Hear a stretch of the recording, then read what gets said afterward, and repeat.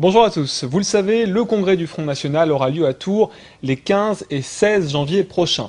Cette vidéo a pour but de vous expliquer ou de vous rappeler les modalités du vote pour le prochain président et le prochain comité central du mouvement. Je vous demande de bien vouloir l'écouter attentivement jusqu'au bout afin de prendre toutes les précautions pour que votre vote ne soit pas considéré comme nul.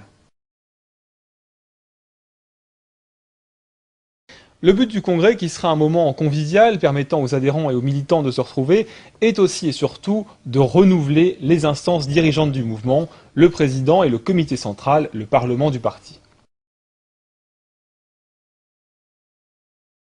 Qui sont les candidats?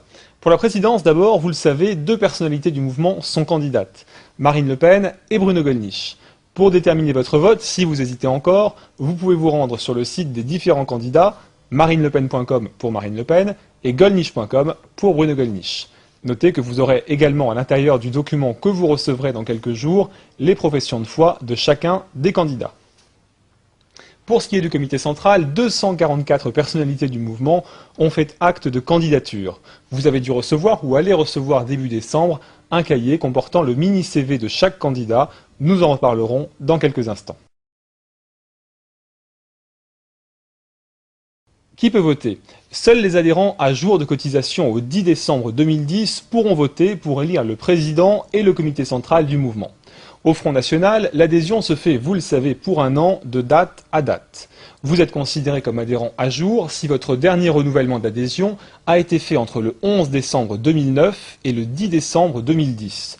Si vous avez adhéré le 10 décembre de l'année dernière, le 10 décembre 2009 ou avant cette date, vous n'êtes plus à jour et vous ne pourrez pas voter au congrès si vous ne renouvelez pas le 10 décembre au plus tard. J'insiste lourdement, pour voter, votre renouvellement d'adhésion doit parvenir au siège du Front National, 78 rue des Suisses à Nanterre, 92 000, le 10 décembre au plus tard. S'il arrive le 11 décembre, vous ne pourrez pas voter. Le délai est en cours, si vous n'êtes pas à jour, je vous invite donc à régler si vous le pouvez par internet, par carte bleue, ou à prendre en compte les délais postaux. Si vous préférez l'envoi par courrier, faites-le donc avant le 7 ou le 8 décembre pour que cela parvienne bien le 10 décembre au siège du Front National. D'autre part, ne pourront pas voter pour le président et le comité central les adhérents âgés de moins de 16 ans. Il faut donc être né avant le 16 janvier 1995 pour pouvoir voter.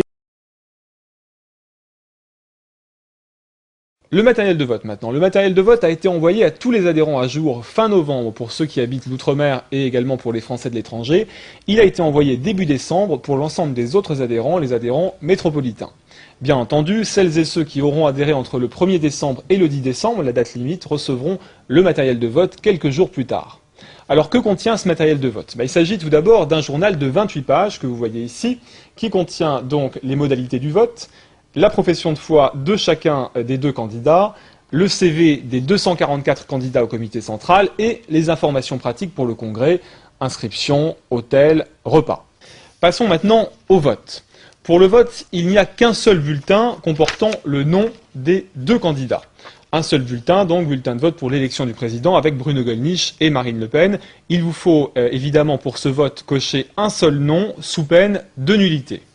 Pour le vote du comité central, vous voyez, il y a là aussi un seul bulletin, recto verso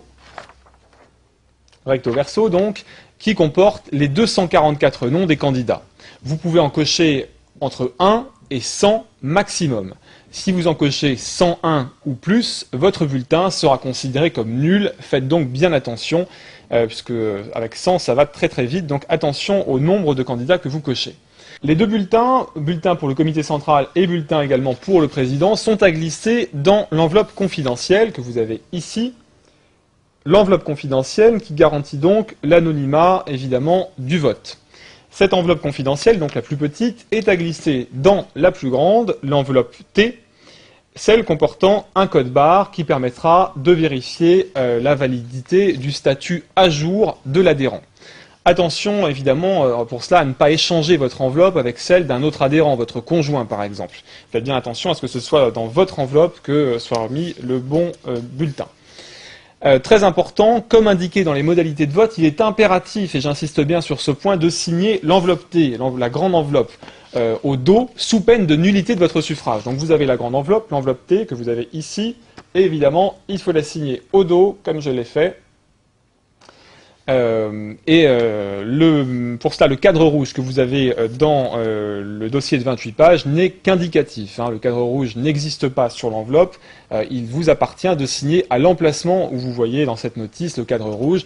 Pensez donc bien à signer au dos de cette grande enveloppe T. Quand voter? Quand voter, c'est très simple. Seuls les votes reçus au plus tard le 13 janvier seront pris en compte. Attention, les votes reçus à partir du 14 janvier seront détruits et donc non comptabilisés. Vous l'aurez compris, le mieux est encore de renvoyer votre vote le plus vite possible après avoir reçu les éléments de vote. Ainsi, vous serez sûr et certain qu'il sera pris en compte et sûr et certain aussi de ne pas oublier votre enveloppe sur un coin de cheminée ou sous un tas de papier. Qui contrôle le scrutin? Les enveloppes sont relevées par un huissier de justice. Le dépouillement se fera sous la responsabilité de l'huissier par une société extérieure, en présence du secrétaire général chargé de l'organisation du congrès et des représentants des deux candidats, Marine Le Pen et Bruno Gollnisch. Le résultat sera proclamé à Tours le dimanche 16 janvier au matin.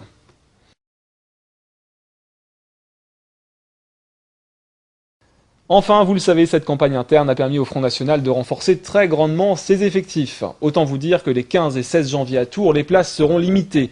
Il faut donc vous inscrire dès maintenant, et quoi qu'il en soit, avant le 20 décembre, au Congrès. L'inscription coûte 10 €, vous pouvez le faire en vous rendant dans le dossier Congrès, en haut à droite sur la page d'accueil du site officiel du Front National, frontnational.com, ou en remplissant la page concernée dans le dossier de 28 pages contenant le matériel de vote que vous avez dû recevoir ou allez recevoir dans quelques heures par courrier.